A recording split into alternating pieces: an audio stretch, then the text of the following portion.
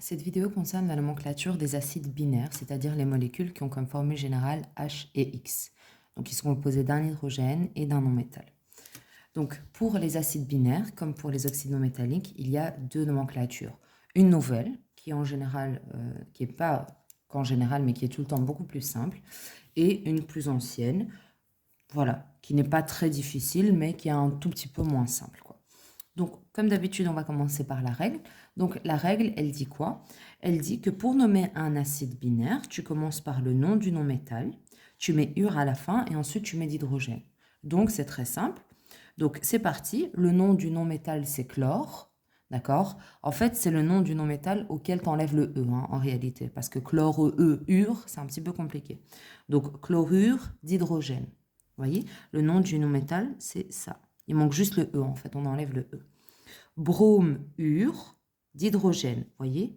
Normalement, c'est brome avec un E, on a juste enlevé le E et on a mis ure d'hydrogène. En fait, il suffit juste de lire de droite à gauche en réalité. Iode-ure d'hydrogène, voyez? Et en fait, la seule exception ici, qui est un peu compliquée, ici, on ne dit pas soufre-ure d'hydrogène, mais on dit sulf. Donc, faites bien attention à celui-là. C'est une exception. Pour le soufre, c'est pas soufrure, c'est sulfure. OK?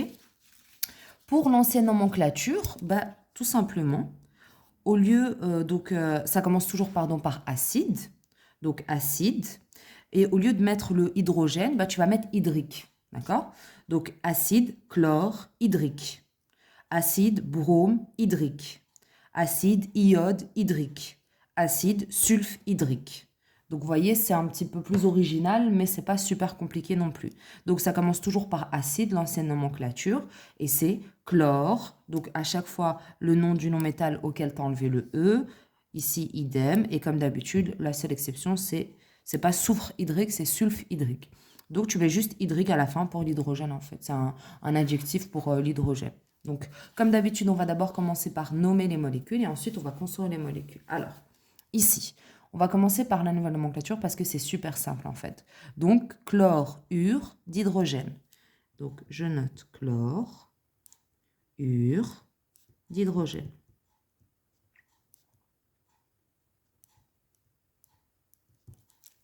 Maintenant, je vais faire l'ancienne nomenclature. Donc, l'ancienne nomenclature, elle commence toujours par acide. Donc, j'écris acide. Et puis, c'est chlore hydrique. Donc, j'écris chlore hydrique. Vous voyez, c'est pas très compliqué. Idem ici, donc on lit de droite à gauche, iodure d'hydrogène, iodure d'hydrogène. Et pour l'ancienne nomenclature, ben, je commence toujours par acide, comme ça sera toujours déjà fait. Acide, iode, hydrique. Hydrique. Donc la nomenclature, comme d'habitude, ça nécessite du drill et encore du drill. Alors maintenant, on va nommer les molécules à partir de leur nom. Donc ici, bromure d'hydrogène. Donc j'écris tout simplement de droite à gauche, brome, ici, d'hydrogène. Donc j'écris BRH.